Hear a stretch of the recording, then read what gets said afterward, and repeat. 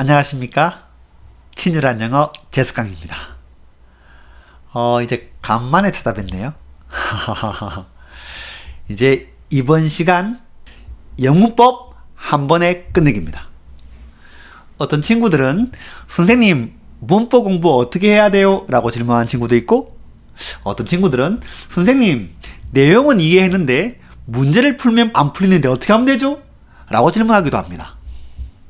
한마디로 정의해드리면 영문법은 암기입니다. 아니, 숙달되어 있어야 돼요. 근데 그러니까 다른 암기 과목하고 동일하게 암기 과목인데, 영문법은 예전에 제가 설명한 것처럼 문장이 바뀌죠. 문장이 바뀌면서 묻는 내용은 동일해요. 그러니까 다른 과목들은 동일한 한글을 쓰는데 영어는 동일한 문법을 묻지만 문장이 바뀌는 거예요. 영문법을 아주 깔끔하게 내 문제를 클리어하는 방법은 문법 시험에 무엇이 나오는지 알고 들어가는 거예요. 그러니까 시험장 가서 공부하는 게 아니에요.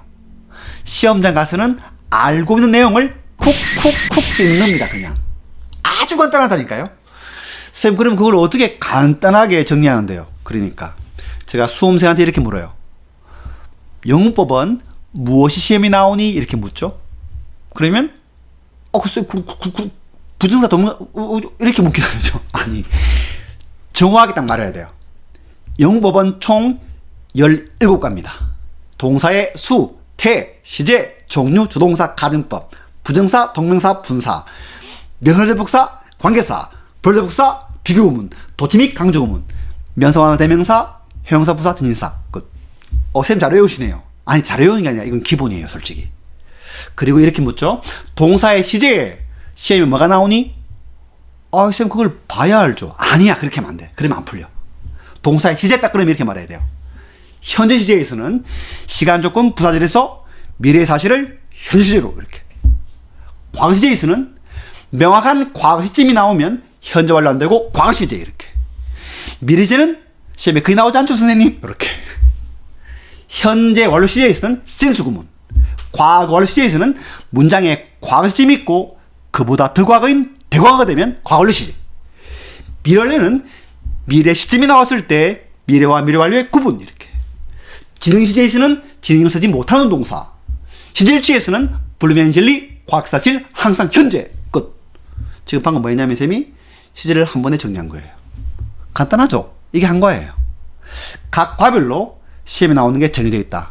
방금 쌤이 말한 것처럼 동사 시제를 말하는 것처럼 다른 파트도 말해야 돼요. 쌤 다른 것도 해보세요. 좋아. 동명사. 그래서 쌤 동시에 뭐 나와요? 이렇게 물었을 때 말할 줄 알아야 돼요. 무슨 말이냐면 여러분 선생님 배우는 선생님한테 한번 물어보세요. 동명사 뭐 나오는지. 공부해야 알지. 모르는 겁니다. 아시겠죠? 모르는 거예요, 이거는. 그러니까 동명사를 딱 물었을 때 동명사는 시험에 이게 나와 라고 딱 정의해 줘야 돼요. 그게 돼야지 문제 푸는 순간 바로 쿡쿡 찍고 나오죠. 나오는 게 정해져 있으니까. 그래서 동명사 그러면 주어 자리에 동명사, 전사의 목적 자리에 동명사, 그리고 보호 자리는 시험에 잘 안 나오지 않는다. 동명사의 의미상의 주어 시험에 잘 안 나온다.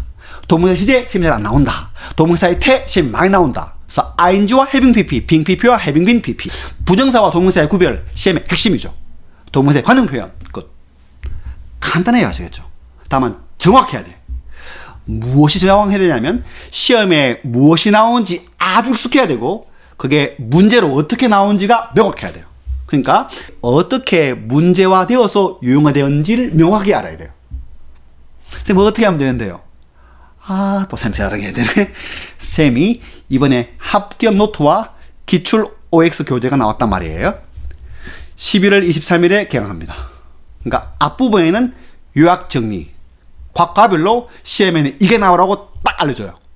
그리고 그 나오는 파트가 실제 시험 문제에 어떻게 나왔는지 정확하게 기출된 문제를 가지고 OX로 확인합니다.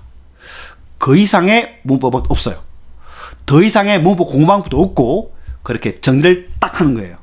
과별로 시험에 나오는 게 정해져 있고 그 나오는 문제가 실제 문제에서 어떤 문장으로 어떤 유형으로 나오는지를 캐치하는 게 문법이에요. 그렇게 해서 1과에서 17가 얼마 안 되잖아, 봐. 한 과당 많이 잡아도 10개란 말이에요. 그럼 170개야. 그거만 몇 문제 된다? 4문제. 영어만큼 가장 확실하고 안정적으로 시험에 나온 부분이 없어요. 어느 과목이든.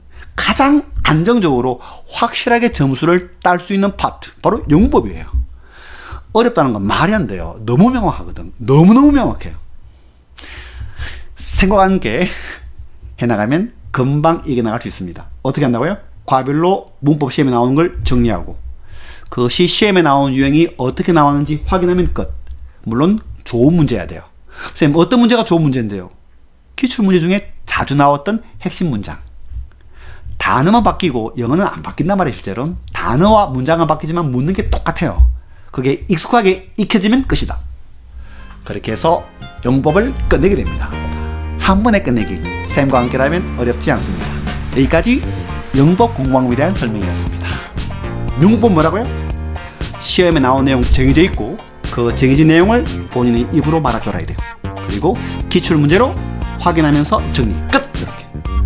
다음 시간에는 영어 독해에 대해서 명확하게 방법을 알려드리도록 하겠습니다.